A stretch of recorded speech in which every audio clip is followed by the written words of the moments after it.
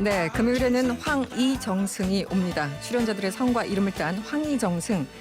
개그맨 황현희 씨, 이종훈 스포츠 평론가, 정상근 미디어 전문 기자. 오늘도 변함없이 세 분 나와주셨습니다. 어서 오세요. 안녕하세요. 안녕하세요. 네. 10월의 첫 금요일입니다. 그렇습니다. 네네네. 오늘 주말에 좋은 약속 같은 거 혹시 잡으셨습니까? 좋은 약속보다도 지금 밖을 내다보니까 이제 해가 이 시간에 떨어졌다는 게 벌써 그러네요. 네. 이제 가을이구나라는 생각이 좀 들긴 하네요. 시간이. 뭐 약속이라 봐서 집에 가서 애 보는 것밖에 없죠. 저 역시 지금 주말에 지금 일요일에 약속이 네. 아이들이랑 올림픽공원 가서 네. 산책하는 거예요. 산책하는 다 거. 그 애들 약속이에요. 예. 아이들과. 애들과의 약속이군요. 다른 약속은 뭐 집에서 드라마 재방송 보는 거예요. 그렇죠. 예. 네. 갑자기 눈물이 나네요. 아니 좋은 삶이에요. 아이들과 같이 그럼요. 보내는 네네. 거. 네. 그나저나 9101번님, 이종훈 평론가님 아침에 시선 집중에 나오시는데 작가로 나오시던데요? 오. 네. 작가로 나옵니까? 거기 막내 작가로 잠깐 취직했어요. 그래요? 직업이 도대체 몇 개예요? 여러 가지 평론가 뭐 이런 걸로 지금 성이 안 차는 거예요? 와, 여기 어제 보니까 박세훈 작가도 나오더만. 그렇습니까? 네. 대단하시네요. 박세훈 작가 예. 나왔잖아요 어제. 작가님 어떤 작가님 말씀하시죠? 박세훈 작가요. 박세훈 작가. 네네네. 그럼 잠깐 같은 땜빵으로. 개념이에요, 같은 개념. 그럼 뭐 고정 출연하시는 겁니까? 네, 고정 출연. 그렇군요. 박세훈 작가는 땜빵, 저는 고정 출연. 네. 저 개그 대본도 하나만 좀 써주세요. 예. 기대됩니다. 예. 알겠습니다. 황희정승 여러분과 이번 주 한 주 동안 일어난 일들을 명쾌하게 정리해보는 시간입니다. 지금 보이는 라디오와 유튜브로 생중계되고 있는데요. 세 분 모습 보시고 싶은 분들은 MBC 미니나 유튜브에서 세계는 그리고 우리는 아니면 이승원 이렇게 검색해서 들어보시면 됩니다. 네. 참 이 얘기 안 할 수 없죠. 지난주 토요일에는 서초동에서 있었고 어제는 광화문에서 정말 대규모 집회가 그렇죠. 열렸습니다. 네. 혹시 네. 뭐 두 군데나 혹은 한 군데 집회에 참여하신 혹시 지나가 보신 분들 계십니까? 둘 다 지나만 갔어요. 지나만 참여해가지고. 갔어요. 지나갔어요? 참여는 못하고. 지나갔어요. 네. 저는 스케줄 때문에 뭐 특별히 참여 뭐 한 곳은 없습니다. 예. 저도 정말 둘 다 못 갔습니다. 둘 다 네. 엄청 막혔어요. 양쪽 다 그렇죠. 토요일도 엄청 막혔고 어제도 엄청 막히고. 사진이 여러 장 이제 굉장히 많은 사진들이 나왔잖아요. 네네. 어떠셨어요? 그거 보시고. 그러니까 양쪽 집회 다 이렇게 뉴스로 접하고 네. 기사로 접해 봤는데 정말 엄청난 분들이 모여 계셨다, 많이 나오셨다라고 느낄 수 있었고, 좀 안타까운 거는 그냥 정확히 반으로 좀 나뉘어서 네, 이렇게 네. 하는 것보다 나누기보다는 이제 그분들 사회에 관심이 많은 사람들이 곱하기가 좀 됐으면 좋겠다. 뭐 그렇게 좀 정리를 하고 싶습니다. 예. 근데 저 같은 경우는 이제 두 가지 집회를 다 가면서 네. 느꼈던 게 두 집회에 자발적으로 참여하신 분들이 상당히 많다는 거예요. 그러니까 서초동 토요일 집회도 자발적으로 참여하신 분들이 많았고 어제 집회도 자발적으로 참여하신 분들이 굉장히 많았어요. 네. 심지어 혼자 오신 한 60대 이상 돼 보이시는데 혼자 오신 여성분들이나 남성분들 꽤 많았거든요. 네네. 그리고 돌아가실 때 서초동 집회도 그랬고 이번 광화문 집회도 그랬고 돌아가실 때 그분들 가시는 분들이 표정이 다 밝았어요. 왠지 속 시원하다. 네. 아우 그동안 답답했는데 후련하다. 울분을 토해낼 수 있는 공간이었군요. 그러니까 예. 그 모습 보면서 와 정말 우리 국민들이 지금 이 어떻게 보면 딱 두 동강 났구나. 완전히 그렇죠. 지금 다르구나 하는 느낌을 좀 받았어요. 그래서 많이 안타까웠어요. 보통 뭐 이런 상황이라면 이제 국회에서 안에서 이제 싸우게 되는 거죠. 그렇죠. 그게 이제 대의민주주의의 이제 원칙이기도 한데. 네네. 네. 근데 뭐 모든 국민들이 뭐 정치적으로 표현할 자유도 있고 뭐 결사할 자유도 있고 뭐 시위에 나설 자유도 있으니까 뭐 네. 이런 거 가지고 뭐 이렇게 뭐 비판하기보다는 뭐 정치권은 좀 무겁게 받아들여야 하는 거 아닌가라는 생각이 먼저 좀 들었고 네. 특히 이 대의민주주의가 이 작동을 안 한다면 우리나라 대의민주주의가 제대로 구성이 돼 있는 건가라는 좀 고민도 좀 해봐야 될 것 같아요. 그러니까 국민들의 그런 뜻대로 이 선거제도가 이루어져 있고 그대로 이제 뽑히는 것인가라는 생각도 좀 들었고 뭐 그렇습니다. 그러니까 저 같은 경우는 어제 집회를 끝으로 이제는 경찰도 이제 집회 인원 추산 안 하잖아요. 네네. 그 경찰 트렌드를 지금 정치권도 해줬으면 좋겠어요. 이제 100만, 200만, 300만 이런 얘기 하지 말았으면 좋겠어요. 숫자가 중요한 건 아니니까. 숫자 정확하게 세지도 못하잖아 어차피. 집회를 네. 봤는데 그 반응을 보니까 서로의 집회를 굉장히 좀 비난하는 댓글들이 많이 있더라고요. 비난, 폄훼 뭐 이런 거죠. 예, 예, 네. 그렇죠. 뭐 저기는 뭐 어디에서 모아왔다, 뭐 돈을 줬다, 뭐 이런 식의 약간 좀 생각하는 그런 거는 좀 안 좋은 것 같습니다. 그게 어떻게 예. 보면 아까 정상훈 기자가 얘기한 대로 대의민주주의가 돼야 되는데 쪽수 민주주의를 하려고 그러니까. 그러니까요. 뭐 어디 쪽수 몇백만, 싸움은 뭐 이건 말이 안 되거든요. 우리가 너희보다 많이 모였다, 뭐 이런 것도 좀 뭐 비판받는 하도 좀 국회에서 지금 좋은 쪽수 자세는 가지고 아닌 것 투표하다 보니까 네. 지금 숫자 국민들도 가지고. 그렇게 보고 있는데 네. 그렇게 보면 안 된다고 생각합니다. 기본적으로 사실 대의민주주의가 사라지고 직접 민주주의로 가야 되는 것인가? 이 사실은 국회에서 정치력이 전혀 발휘되지 않으니까 국민들이 참지 못해서 나오는 거잖아요. 지금 사실 여의도 정치가 실종됐고 지금 사실 국감 시즌입니다. 근데 네네. 뭐 거의 관심이 그쪽으로 가질 않아요. 예, 이게 좀 안타까운 현실이라고 볼 수가 있겠죠. 국감이라는 게 정말 중요한 시기인데. 네. 지난주에 우리가 네. 국감 정말 중요하다고 얘기했잖아요. 네. 네네. 뭐 중요한 시기인데 20일로도 부족하다 이랬는데. 근데 정말 뭐 어쨌든 뭐 정치권에서 뭐랄까요, 하여튼 뭐 말씀하신 것처럼 막 이제 뭐 서초동에 50만이 오고 뭐 광화문에 50만 1명이 왔으면은 뭐 광화문 뜻대로 가자 뭐 이렇게 하는 것도 아니고 네, 그렇죠. 네. 어쨌든 뭐 예. 사람 수가 중요한 건 아니고 이렇게 많은 분들이 모여가지고 표출한다는 것 자체를 좀 무겁게 좀 받아들이고. 네. 근데 이제 뭐 정치권이 뭐 이거를 받아들여서 뭐 어떻게 좀 그 국회 안에서 좀 논의를 해보고 막 이렇게 가야 되는데 이 뭐 집회를 이제 주도하거나 혹은 이용을 하거나 뭐 이런 거 좀 모습이 좀 보여가지고 좀 그런 네. 부분은 굉장히 좀 보기 안 좋았습니다. 알겠습니다. 사실 오늘 아침부터 화제가 된 인물이 있습니다. 네. 여전히 화제죠. 이 조국 법무장관 딸 조민 씨인데요. 이 동양대에서 봉사활동을 하지 않았다 이런 주장들이 있지 않았습니까? 오늘 TBS 라디오 김어준의 뉴스 공장에 출연해서 인터뷰를 했는데 혹시 들어보셨습니까? 나중에 들었어요. 저 시선 집중하고 출연하고 이후에 언제 시선 집중을 신경 들었는지는 써야 되기 네, 때문에 지금. 중요하지 않아요. 아쉽다는 들은 게 생각을 중요해요. 했어요. 네. 시선 집중도 좀 나오지.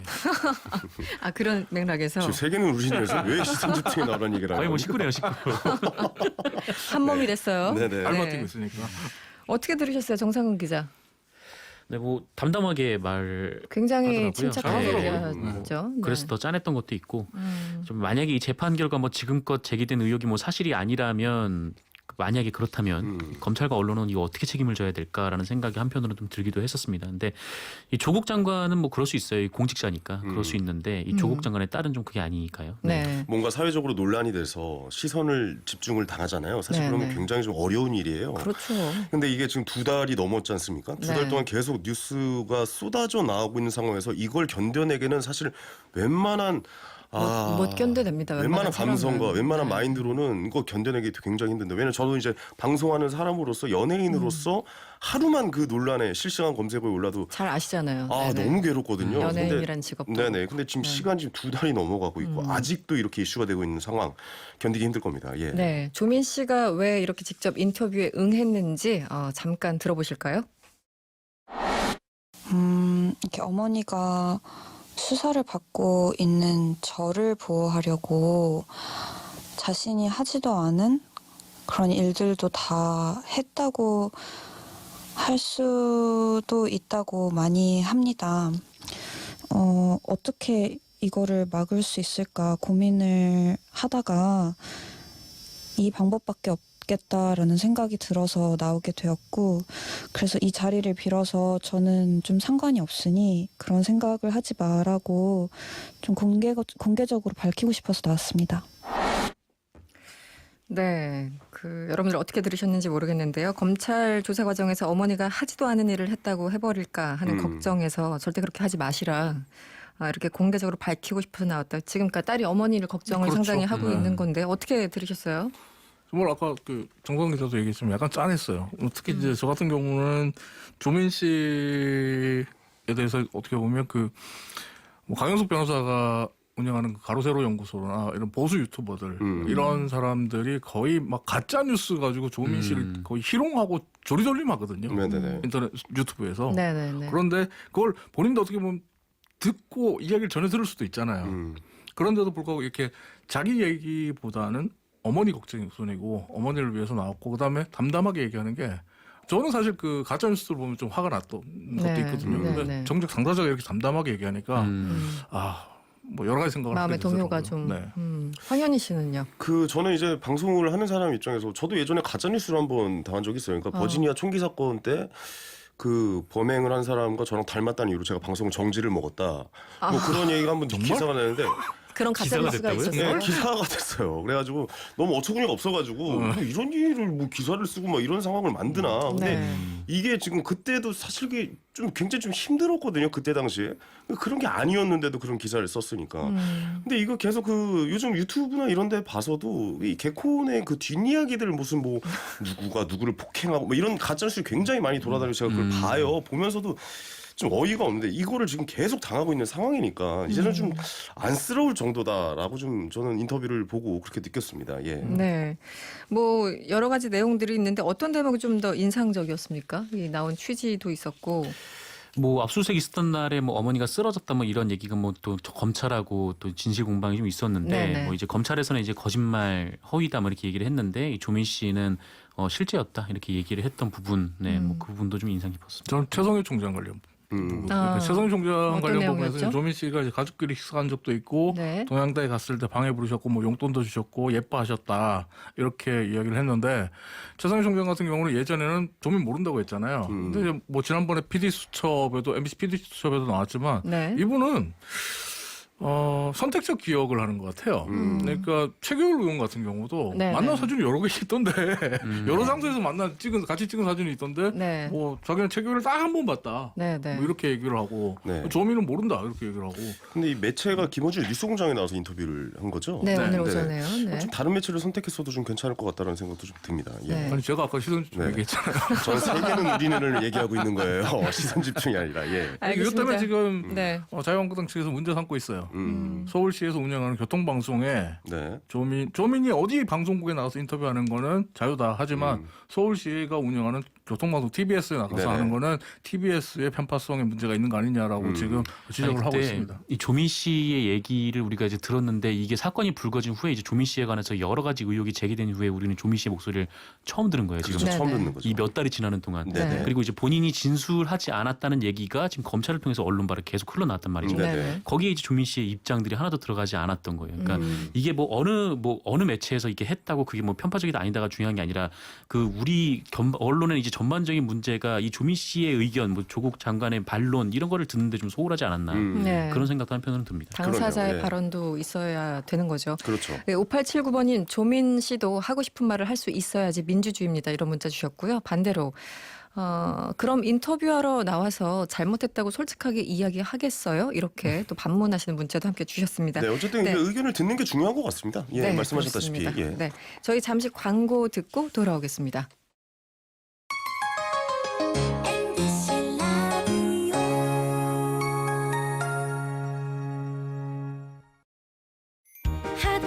하드론 프리미엄 브레이크 패드 상신 하드론 하드론 프리미엄 브레이크 패드 상신 하드론 2018년 금감원 제품 매출 공시 기준 12년 연속 국내 1위 상신 브레이크 하드론 수혜입니다. 문을 열면 한강과 공원이, 또 다른 문을 열면 쇼핑도 일도 한 번에. 여기가 어디냐고요? 일과 삶이 시너지가 되는 지식문화 복합센터 미사강변 스카이폴리스 땅에는 없다, 하늘로 가자. 1522-3317 시공사 롯데건설 신동아건설. 당신이 해외 주식을 마음에 두는 순간 글로벌 전문가의 컨설팅, 글로벌 리서치 센터의 분석, 11개국 글로벌 네트워크의 미래에셋대우 글로벌 인프라가 함께 움직입니다. 당신을 위한 글로벌 팀플레이 미래에셋대우. 원금 손실에 유의하세요. 동탄 이 신도시 슈퍼블록 중심에 투자하라. 동원 로얄듀크 비스타스퀘어 상업시설. 풍부한 배우 수요를 흡수할 드라이브스루 시설과 사면 스트리트형 특화 설계의 만남. 동원 로얄듀크 비스타스퀘어 상업시설. 사전 예약 접수 중. 문의 031-375-7373 동원개발. 아픈 것도 제가 대신 아플 테니 한창 행복해야 할 내 새끼를 제발 살려달라고. 라디오에서 가슴이 따뜻해지는 세상을 만났습니다. 세상을 만나다 MBC 라디오.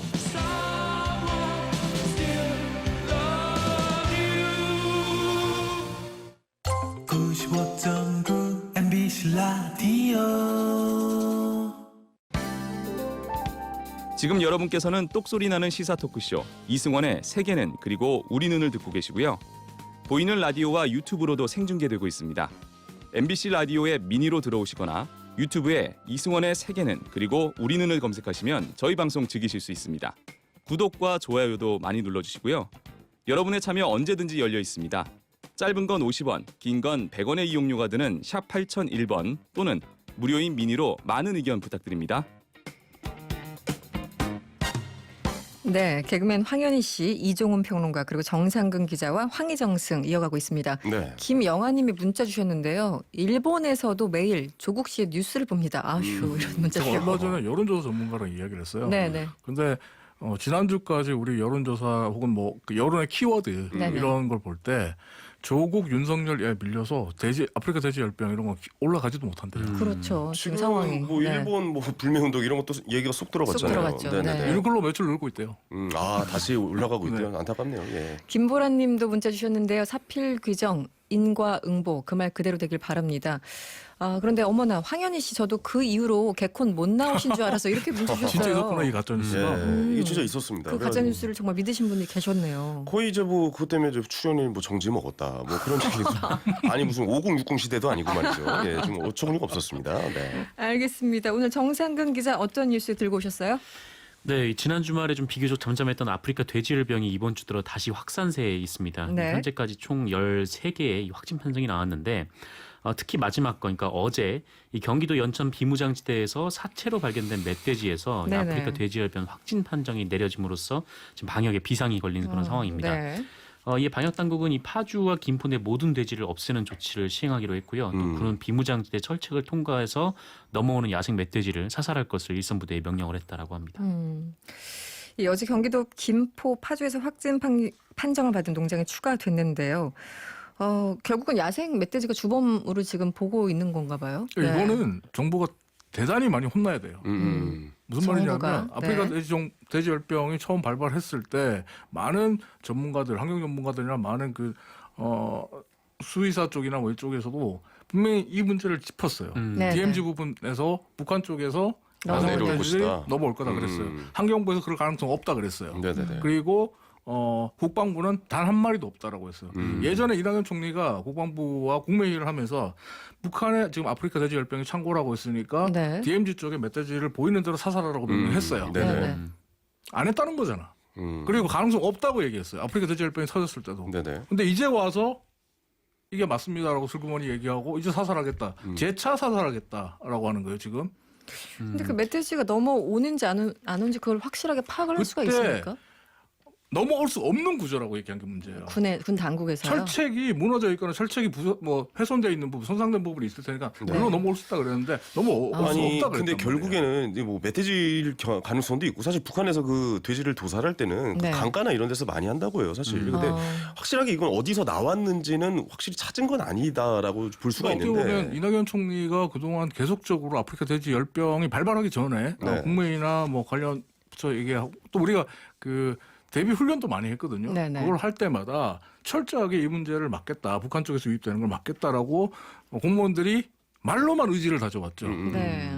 근데 뭐 황현 씨가 얘기했듯이 아직 뭐 이게 아프리카 돼지열병이 멧돼지가 원인이다라고 확정 네네. 판결 나온 건 아니고 그리고 왜냐면 성모도에서 돼지가 거기 많지는 않은데 한 2마리 정도인데 돼지가 네. 걸렸잖아요. 근데 거기는 어떻게 거기가 멧돼지가 어떻게 갔냐 이거죠. 그렇죠. 사실 나온 건 없습니다 확실하게. 뭐 멧돼지도 물론 이제 뭐 그 원인 중에 하나가 될 수가 있지만 그리고 이제 뭐 그 우리 쪽에서 이제 멧돼지 야생 멧돼지 넘어오는 것들을 한 1,000마리 정도 잡아서 조사를 해봤다라고 하더라고요. 근데 네. 거기서는 아프리카 돼지열병이 발견되지 않았는데 이번에 이제 아프리카 돼지열병이 있는 멧돼지 사체가 이제 발견이 된 거죠. 사체가 그래서 발견됐으니까. 그 멧돼지도 이제 중요한 원인 중에 하나일 수 있고 지금 이거를 좀 철저하게 조사를 지금 이제 해봐야죠. 와서 이제 북한 DMZ 쪽에 방역을 그 북한 측에다가 요청을 했잖아요. 네네, DMZ 오늘 쪽에다가 나온 얘기죠. 방역하겠다고 얘기했는데 미리 했어야지 하는 생각이 계속 드는 일말의 거죠. 가능성이라도 다 잡아냈어야 된다고 보시는 것 같아요. 네. 예. 왜냐하면 이게 지난 5월부터 계속적으로 이걸 철저하게 막겠다라고 얘기를 했고 실제로 전문가들하고 얘기해 보면 5월에 제가 얼핏 들은 얘기를 그대로 전해드리면 이 아프리카 돼지 열병이 국내에 들어오는 순간에 우리나라 돼지가 전멸한다라고 얘기했어요. 그렇죠. 예. 그랬었죠. 그리고 공무원들도 굉장히 위기의식을 느낀다고 했거든요. 네네.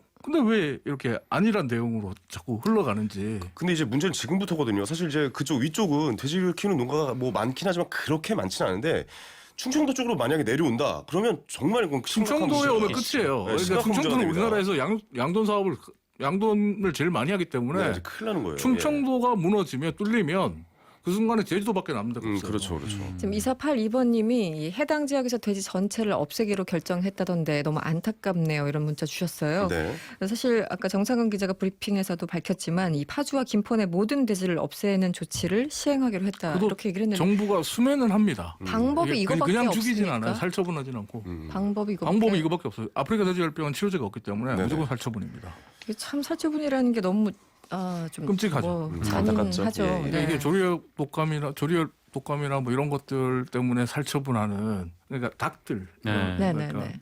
살처분하는데 다녀오신 분들 얘기하면 막 그 너무 끔찍해서 트라우마 있다라고 하죠. 하고 정신과 상담을 받아야 된다고. 맞아요. 그러신 분들 계세요. 근데 네. 돼지는 몇 배래요. 돼지가 이 살처분 당할 때 소리 이런 것들이. 아이고.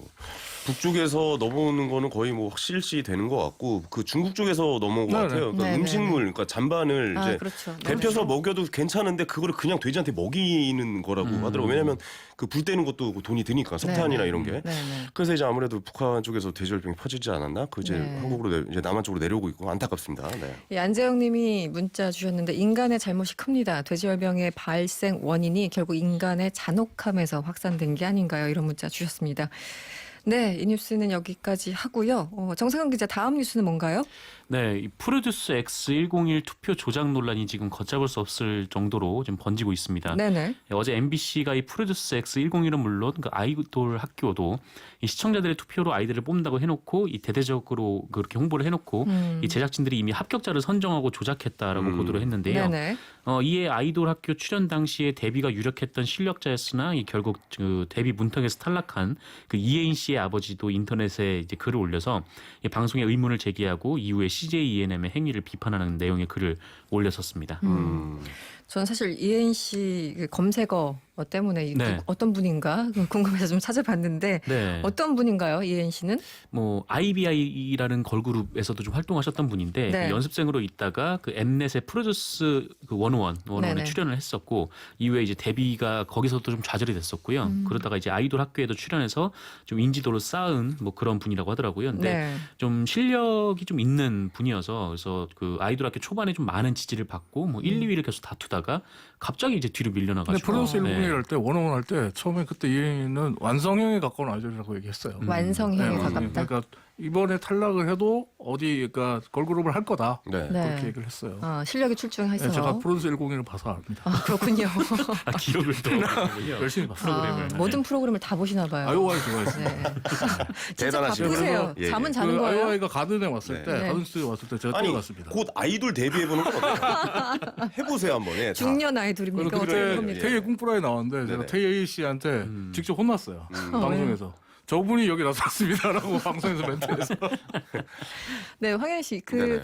연예계에서 이런 논란 어떻게 보세요? 그러니까 이게 연예계에서 그러니까 신입 그러니까 이렇게 뭔가 좀 준비하는 연습생들에게는 방송에 대한 방송국 관계자들은 엄청난 권력이에요. 그렇겠죠. 함부로 그러니까 거의 뭐 신처럼 모셔야 되는 PD, 작가 이런 분들 신처럼 모셔야 되는 입장일 수밖에 없어요. 근데 생사 이렇게 여탈권. 그렇죠. 네. 왜냐하면 저분들한테 잘 보여야 내가 방송에 출연할 수 있고 네. 내가 내 꿈을 펼칠 수가 있는 상황이 되잖아요. 네, 네. 그래야 출연이 가능하니까.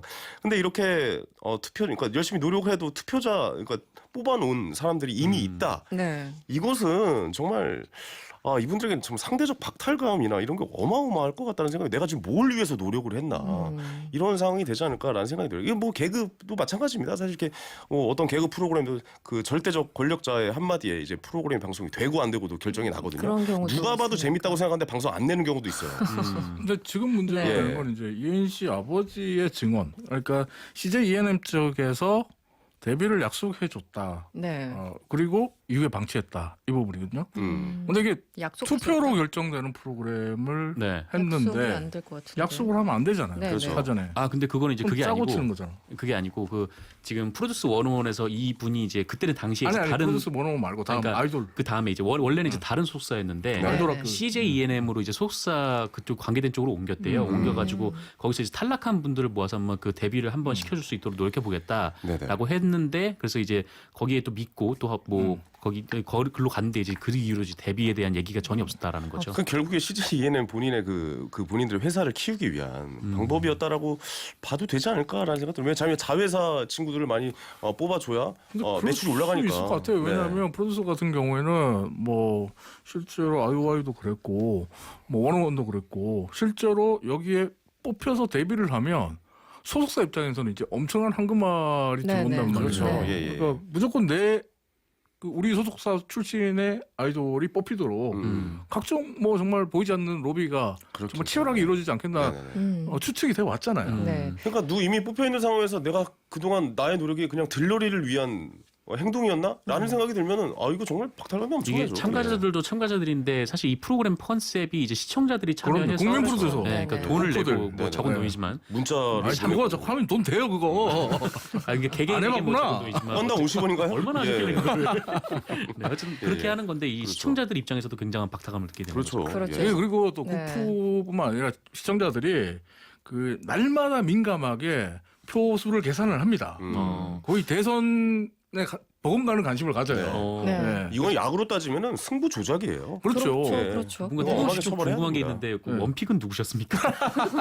비밀로 하겠습니다. 네. 비밀입니까? 비밀입니까? 네. 그나저나 CJ 측은 뭐라고 합니까? CJENM에서는 뭐라고 합니까? 그러니까 그 이혜인 씨 부친의 이 말의 이제 핵심은 그 네. 데뷔를 시켜준다고 해놓고 뭐 어쨌든 방송에서도 좀 약간 과정이 이상했는데 그 이후로 이제 데뷔를 시켜준다고 해가지고 네. 좀 이제 눈치를 볼 수밖에 없어서 그 소속사를 옮겼는데 데뷔를 시켜주지 않았다는 건데 네. 이 CJ E&M 측의 해명은 데뷔를 시켜주려고 했는데 그게 이제 잘 안 된 거다 일이 뭐 일이 하면 될 수도 있고 안 될 수도 있으니까 뭐 그렇게 이제 해명을 했습니다. 알겠습니다. 정은경님, ARS로 돈 내면서 투표했던 시청자들은 뭐가 되나요? 그렇죠, 그렇죠. 당연히 조작이라면 네. 그 돈도 횡령 아닌가요? 이렇게 그러니까요. 문자 주셨고. 이것도 행정자가 성립이 되겠네요. 그럴 어떻게 수도 보면. 네네. 있습니까? 네. 그나저나 이동권님, 저희 문자 자주 주시는데 이종원 평론가님 나오시면 제가 한 표 드릴게요. 어디에 나오면요?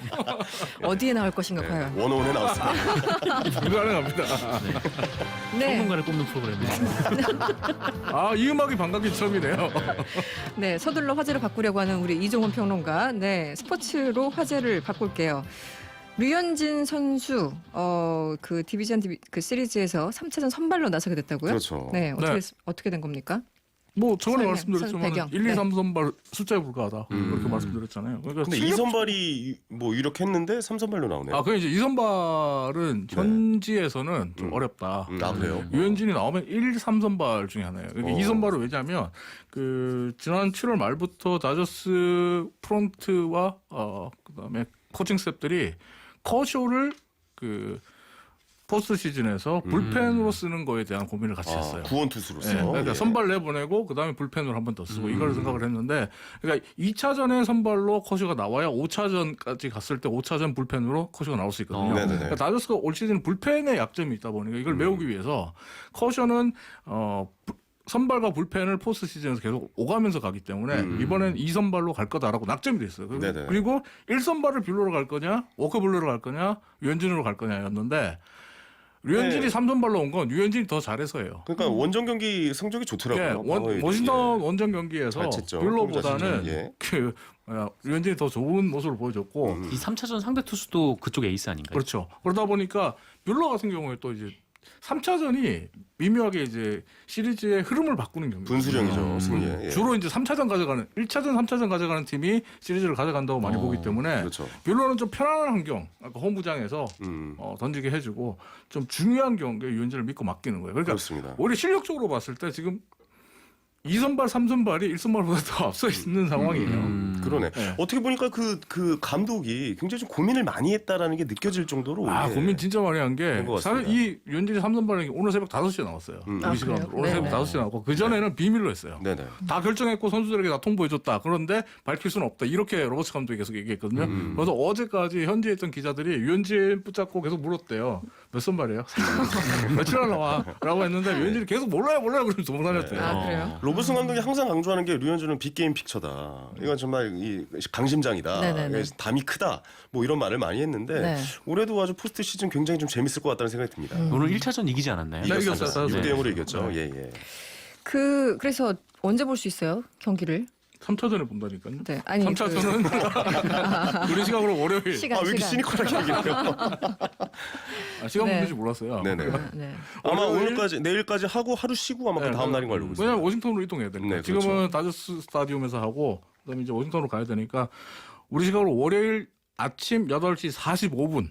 한국 시간으로 월요일 오전 8시 아침 45분. 8시 45분에 시작되고 당연히 MBC가 중계합니다. MBC가 당연히 준비한다. 어디서 중계하냐고 물어봤으면 혼날 뻔했네요. 모를 필요가 없죠. 메이저리그는 MBC와. 네. 그렇죠. 알겠습니다. 근데 가을 야구 우리나라에서도 하잖아요. 네네. 네네네. 어떤 우리나라 가을 야구가 네. 시즌 막판에 정말 재밌어졌어요. 실제로 이번 정규 페넌트 레이스 정규 시즌 1위가 두산이 차지했는데 이 결정이 시즌 마지막 경기. 그렇죠. 그것도 마지막 9회 말 역전했죠. 박세웅 선수 끝내기 안타로 네. 끝이 났거든요. 그러니까 네네. 어떻게 보면 9회 끝내기 안타로 두산이 SK를 제치고 1위가 됐는데 네. 승차가 0 똑같아요. 네. 승차가 없어요. 승률도 똑같아요. 네네. 상대 전적에서 두산이 SK 와이번즈에게 2승 더 많이 했기 때문에 네. 9승 7패. 이 며칠 전만 해도 게임 격차가 상당히 벌어져 있었는데 SK가 지난 계속 8월 1등이었어요. 15일까지 9경기 차. SK 와이번즈가 무조건 1위다라고 했어요. 네, 그러니까요. 아 그랬군요. 저는 요즘 사실 그 제가 응원하는 팀이 너무 못해가지고 야구를 좀 안 봤었어요. 어디를 응원을? 예, 저 하나 이글스. 네. 하나이글스가 그렇군요. 막판에 고사를 SK랑 못했어요. 두산이랑 예. 많이 게임했기 때문에 많이 유견- 봤어요. 유견승도 하고 그랬더라고요. 네. 예, 알겠습니다. 그나저나 지하철 시리즈 이거는 뭔가요? 이거는 이제 네. LG 트윈스가 어제 그 와일드카드 결정전에서 NC를 꺾고 이제 준 플레이오프에 진출하게 됐거든요. 네. 근데 준 플레이오프에서 기다리고 있는 3위 팀이 키움 히어로즈예요. 근데 키움 히어로즈가 같은 서울 팀이죠. 고척 돔을 쓰고 있고 네. LG가 이제 잠실 야구장 쓰잖아요. 그러니까 소위 이제 지하철 타고 왔다 갔다 하면 된다. 아. 서브웨이 시리즈. 그게 이제 그래서. 뉴욕 매치와 뉴욕 양키스가 그렇죠, 붙을 때 그렇죠. 네. 지하철 타고 양팀 팬들이 왔다 갔다 한다고 해서 붙은 이름이에요. 그래서 누가 이깁니까? LG 키움. 전력상으로는 어디가 더 위라고 보십니까? 전력은 키움이 위죠. 키움이 더 위라고 보십니다. 근데 저희 집 사람이 LG 팬이기 때문에 LG가 이긴다고 해야 제가 예. 집에 가서 욕을 집에 안 가서 먹는. 욕도 안 먹고 밥도 잘 먹고 청취자보다는 그래요.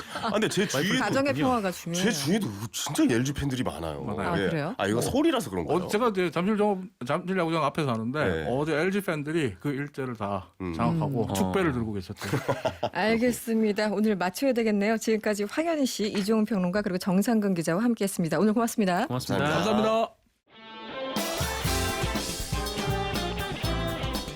여러분의 퇴근길을 꽉 채워드립니다. 평일 저녁 6시 5분 이승원의 세계는 그리고 우리는